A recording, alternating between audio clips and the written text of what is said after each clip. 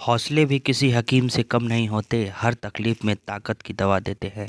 Hello guys, what's up, I hope you are doing well. I am Rupesh and welcome to Rupesh Edutech. तो जैसा कि आप सब लोग को पता है कि आज है 10 मार्च 2021।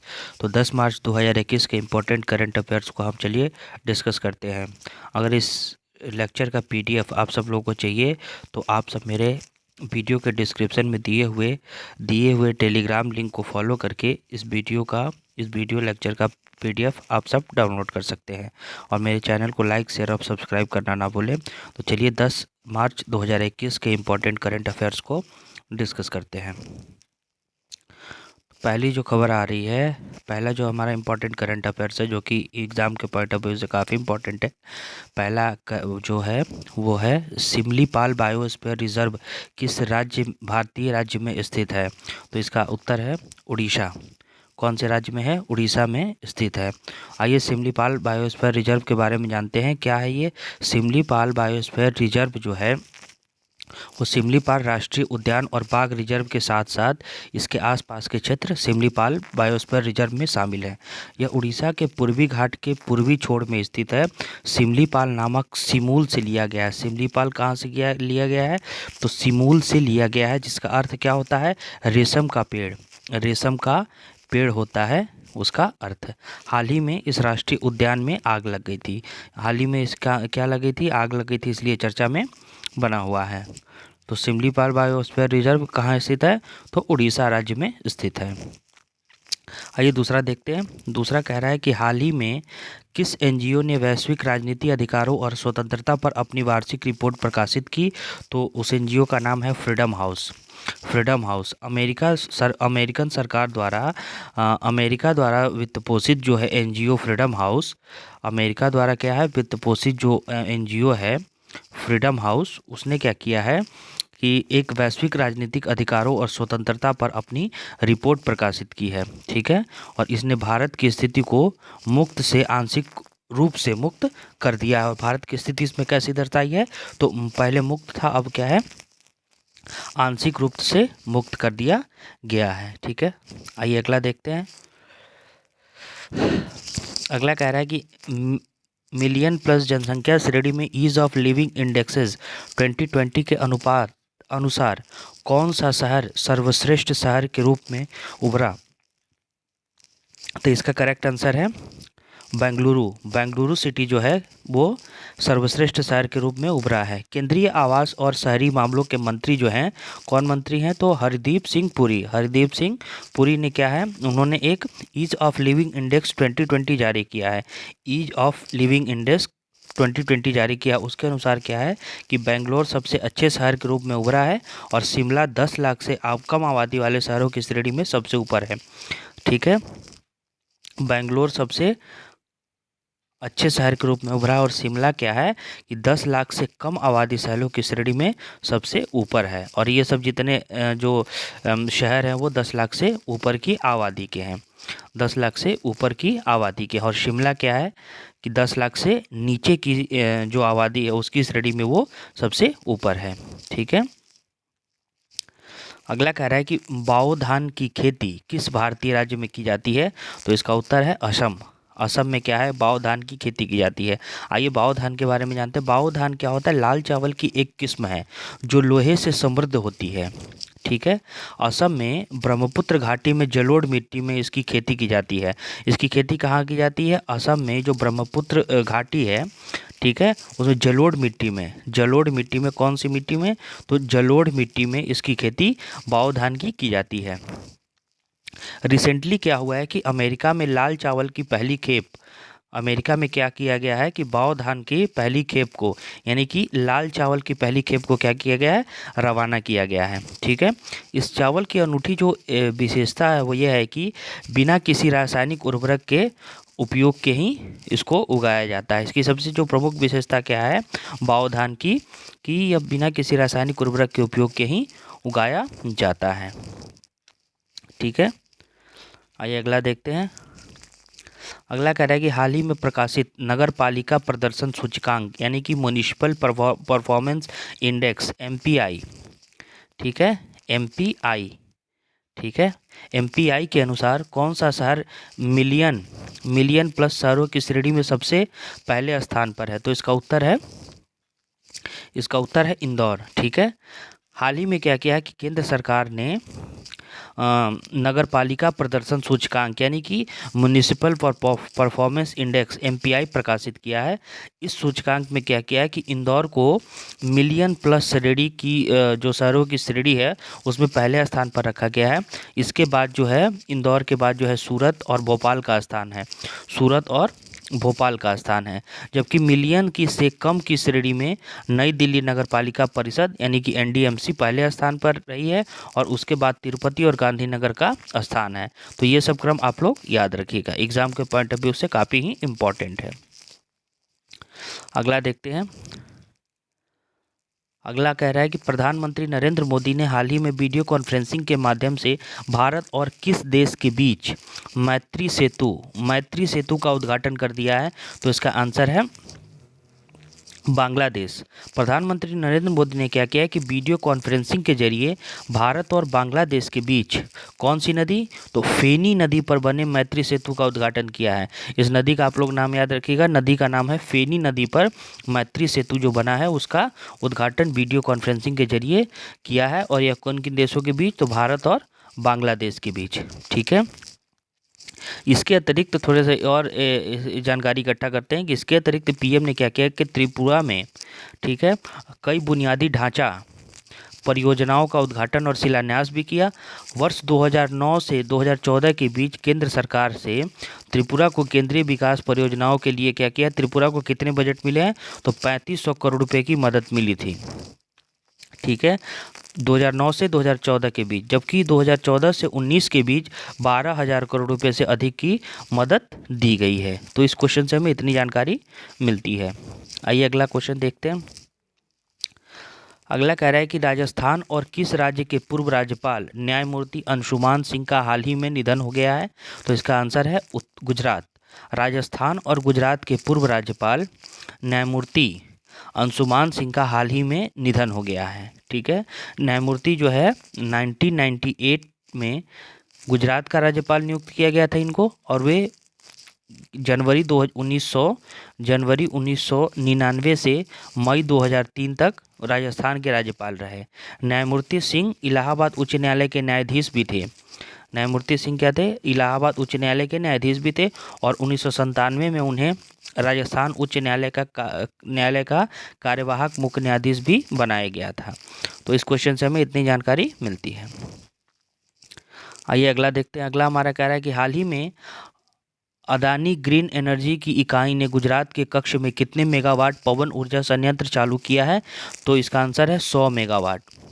अदानी ग्रीन एनर्जी ने क्या किया है कि Adani wind energy Kutch 3 limited, ठीक है, इस कंपनी का नाम है Adani wind energy Kutch 3 limited ने क्या किया है कि गुजरात के कच्छ में 100 मेगावाट का पवन ऊर्जा संयंत्र चालू किया है। इस संयंत्र के चालू होने के साथ कंपनी की परिचालन क्षमता कितनी हो जाएगी? 497 मेगावाट तक पहुंच जाएगी। मतलब इनकी जो परिचालन क्षमता है वो इंक्रीज कर जाएगी। अडानी ग्रीन एनर्जी लिमिटेड की कुल जो है अक्षय ऊर्जा क्षमता जो है 14,815 मेगावाट है। कितना है? 14,815 मेगावाट। इसमें 11,417 जो 470 मेगावाट ऐसी क्षमता है जिसके लिए ठेके दे दिए गए हैं और या फिर निर्माण के विभिन्न स्तरों पर हैं। ठीक है। तो इस क्वेश्चन से हमें इतनी जानकारी मिलती है। अगला देखते हैं। अगला कह रहा है कि ग्रामीण भारत की 1 मिलियन महिलाओं की सहायता के लिए गूगल ने किस नए प्लेटफॉर्म को लॉन्च किया है? तो इसका आंसर है विमेन विल वेब। गूगल ने क्या किया है कि हाल ही में women will web platform launch किया है जो ग्रामीण महिला उद्यमियों को कम्युनिटी सपोर्ट मेंटरशिप और एक्सीलेटर प्रोग्राम में क्या करेगा? मदद करेगा। क्या चीज़? तो विमेन विल जो प्लेटफॉर्म है वो कम्युनिटी सपोर्ट, मेंटरशिप और एक्सीलेटर प्रोग्राम में क्या है? मदद करेगा। ये अंग्रेजी और हिंदी दोनों भाषाओं में है। ये इंग्लिश और हिंदी दोनों भाषाओं में है। गूगल के सीईओ कौन है? गूगल के जो सीईओ हैं सुंदर पिचाई हैं। उनके अनुसार इसे खास तौर पर उन महिलाओं के लिए तैयार किया गया है जो एंटरप्रेन्योरशिप करना चाहती है। ठीक है, यानी कि गूगल ने इसे वर्चुअल गूगल फॉर इंडिया कार्यक्रम तहत लॉन्च किया है। इसको किस कार्यक्रम के तहत लॉन्च किया है? तो वर्चुअल गूगल फॉर इंडिया कार्यक्रम के तहत इसे लॉन्च किया गया है। तो इस क्वेश्चन से हमें इतनी जानकारी मिलती है। आइए अगला देखते हैं। अगला है कि हाल ही में किस राज्य में पहला वन चिकित्सा केंद्र खोला गया है? तो इसका आंसर है उत्तराखंड। ठीक है, और करंट का न्यूज़ है तो मैं आपको बताता हूँ। उत्तराखंड के जो सीएम थे, सीएम त्रिवेंद्र सिंह रावत ने क्या किया है कि अपने मुख्यमंत्री पद से इस्तीफा दे दिया है। ठीक है, उत्तराखंड में जो है पहला वन चिकित्सा केंद्र खोला गया है। उत्तराखंड वन अनुसंधान की तरफ से कालिका रिसर्च सेंटर के पीछे जंगल में जापानी तकनीक पर आधारित देश के पहले हीलिंग सेंटर वन चिकित्सा केंद्र की स्थापना की गई है। ठीक है, यहाँ तनावग्रस्त लोग प्रकृति के बीच रहकर तनाव से मुक्ति पा सकते हैं। मतलब जितना टेंशन है वो क्या करते हैं, प्रकृति के बीच रह करके टेंशन फ्री हो सकते हैं। सेंटर बनाने का उद्देश्य, ठीक है, तनावग्रस्त लोगों को तनाव से बाहर निकालने के साथ ही लोगों में जंगलों के प्रति जागरूकता को, यानी कि जो लगाव है जंगलों के प्रति, वो पैदा करना है। प्रदेश में अपनी तरह का यह क्या है, पहला प्रयोग है। तो इस क्वेश्चन से हमें इतनी जानकारी मिलती है। आइए अगला देखते हैं। पीवी सिंधु ने Swiss open super badminton tournament में कौन सा पदक हासिल किया है? तो रजत पदक हासिल किया है। ठीक है, पीवी सिंधु ने Swiss open super badminton tournament में रजत पदक हासिल किया है। महिला सिंगल्स फाइनल में सिंधु को विश्व की तीसरी वरीयता प्राप्त खिलाड़ी स्पेन की कैरोलिना मरीन ने 21-2 और 21-5 से पराजित किया। तो इस क्वेश्चन का करेक्ट आंसर क्या है? रजत पदक। अगला क्वेश्चन देखते हैं। महिला उद्यमियों को समर्थन एवं सहायता प्राप्त करने के उद्देश्य से किस बैंक ने हाल ही में स्मार्टअप उन्नति नाम से एक कार्यक्रम की शुरुआत की है? तो इस क्वेश्चन का आंसर है एचडीएफसी बैंक। एचडीएफसी बैंक ने क्या है कि स्मार्टअप उन्नति नाम से कार्यक्रम को शुरू किया है। तो इस क्वेश्चन से हमें इतनी जानकारी मिलती है। अगला क्वेश्चन देखते हैं। ऑस्ट्रेलिया की सरकार ने किस देश के साथ अपना रक्षा सहयोग को निलंबित कर दिया है? तो वो इसका आंसर है म्यांमार। ऑस्ट्रेलिया की सरकार ने क्या किया है कि म्यांमार के साथ अपने रक्षा सहयोग को निलंबित कर दिया है। ठीक है, तो आप लोगों को पता होगा कि म्यांमार में क्या हुआ था, अभी तख्ता पलट हुआ था और म्यांमार में क्या है, ऑस्ट्रेलियाई नागरिक को हिरासत में लेने के द्वारा यह जो है जो रक्षा के साथ जो रक्षा सहयोग था उसको कैंसिल कर दिया गया है। तो इस क्वेश्चन का करेक्ट आंसर है म्यांमार। अगला देखते हैं। अगला कह रहा है कि कैरिकॉम का मुख्यालय कहाँ स्थित है? तो इसका गुआना है। कैरिकॉम का अर्थ होता है कैरेबियन कम्युनिटी। कैरिकॉम का क्या अर्थ होता है? कैरेबियन कम्युनिटी, जिसे 1973 में स्थापित किया गया था और इसका मुख्यालय क्या है? जॉर्ज टाउन गुआना में है। जॉर्ज टाउन गुआना में है। कैरिकॉम क्या है? कैरिकॉम के बारे में थोड़ा सा जानते हैं। कैरिकॉम क्या है? 20 देशों का एक समूह है जिसमें 15 सदस्य राष्ट्र और 5 सहयोगी सदस्य हैं। 15 जो है सदस्य राष्ट्र हैं और 5 सहयोगी राष्ट्र। इसका उद्देश्य क्या है कि अपने सदस्य के बीच आर्थिक एकीकरण और सहयोग को स्थापित करना है। तो इस क्वेश्चन से हमें इतनी जानकारी मिलती है। अगला देखते हैं। अगला क्वेश्चन हमारा कह रहा है कि कोविड-19 टीकों को मित्र देशों तक पहुंचाने की भारत की पहल का क्या नाम है? तो उत्तर इसका है वैक्सीन मैत्री। वैक्सीन मैत्री कब शुरू किया गया था? 20 जनवरी 2021 को एक कार्यक्रम शुरू किया था। इसके तहत क्या है कि भारत अपने पड़ोसी देशों को मेड इन इंडिया जो कोविड-19 वैक्सीन है उसकी आपूर्ति करता है। भारत ने किसको किसको वैक्सीन दिया है? तो भूटान, मालदीव टीके आने वाले पहले देश हैं। सबसे पहले कहाँ किसको दिया? भूटान और मालदीव को। उसके बाद भारत ने क्या किया कि बांग्लादेश, नेपाल, म्यांमार और सेशल्स को भी क्या किया? वैक्सीन दिया है। हाल ही में कोविड-19 टीकों की खेप गुआना, जमैका और निकारागुआ को भी भेजी गई है। तो इतने कंट्रीज़ हैं जिनको भारत ने क्या किया है कि वैक्सीन की सहयोग की है। तो इस कार्यक्रम का नाम, इस पहल का क्या नाम है? वैक्सीन मैत्री। अगला क्वेश्चन देखते हैं। अगला क्वेश्चन कह रहा है कि नागरहोल टाइगर रिजर्व भारत के किस राज्य केंद्र शासित प्रदेश में स्थित है? तो इसका आंसर है कर्नाटक। इसका आंसर है कर्नाटक। नागरहोल टाइगर रिजर्व, जिसे पहले क्या कहा जाता था? राजीव गांधी नेशनल पार्क के नाम से जाना जाता था। कर्नाटक में क्या है? एक वन्य जीव अभ्यारण्य है। यह नीलगिरी बायोस्फीयर रिजर्व का क्या है? एक हिस्सा है। इसका नाम नागरहोल नदी के नाम पर रखा गया है। इस जो नागरहोल टाइगर रिजर्व का नाम है, किस नदी के नाम पर रखा गया है? तो नागरहोल नदी के नाम पर, नागरहोल नदी के नाम पर जो है इस नागरहोल टाइगर रिजर्व का नाम जो है रखा गया है। यह रिजर्व हाल ही में आग की चपेट में आया, जिससे कई एकड़ वन क्षेत्र क्या है? नष्ट हो गए। तो आग लगने के कारण यह चर्चा में रहा। तो ध्यान देंगे कि नागरहोल जो टाइगर रिजर्व है वह कर्नाटक राज्य में स्थित है और इसे पहले राजीव गांधी नेशनल पार्क के नाम से जाना जाता था और इसका जो नाम पड़ा वो नागरहोल नदी के नाम पे पड़ा। तो इस क्वेश्चन से हमें इतनी जानकारी मिलती है। और आइए चलते चलते एक करंट के बहुत इंपॉर्टेंट टॉपिक को थोड़ा सा डिटेल में डिस्कस करते हैं कि जैसा कि आप सब लोग को पता होगा कि दिल्ली सरकार ने क्या किया है कि बजट पेश किया है। तो इस बजट को क्या किया है कि देशभक्ति का नाम दिया है। तो समझते हैं कि सबसे पहले ये जानते हैं कि दिल्ली सरकार ने क्या किया है कि 9 मार्च 2021 को क्या किया है कि वित्तीय वर्ष 2021-22 के लिए क्या किया है? बजट पेश किया है। सरकार ने 69,000 करोड़ रुपए का बजट पेश किया। कितने का बजट पेश किया है? तो 69,000 करोड़ रुपीज़ का बजट पेश किया है, जो देशभक्ति पर आधारित है। तो ये देशभक्ति पर आधारित क्यों है, इसको समझने की कोशिश करते हैं। दिल्ली के जो उप मुख्यमंत्री मनोज सिसोदिया, उन्होंने ही क्या किया है? बजट पेश किया है। बजट पेश करते हुए दिल्ली के जो उप मुख्यमंत्री मनोज सिसोदिया हैं, उन्होंने घोषणा किया कि सरकार ने भारत का 75वां स्वतंत्रता दिवस मनाने का फैसला किया है। दिल्ली सरकार 12 मार्च 2021 से कार्यक्रम आयोजित करेगी जो 75 सप्ताह तक चलेगा। कब आयोजित करेगी? 12 मार्च 2021 से कार्यक्रम को आयोजित करेगी जो 75 सप्ताह तक चलेगा। आइए जो दिल्ली सरकार ने जो बजट पेश किया उसकी कुछ मुख्य विशेषताओं को जानते हैं।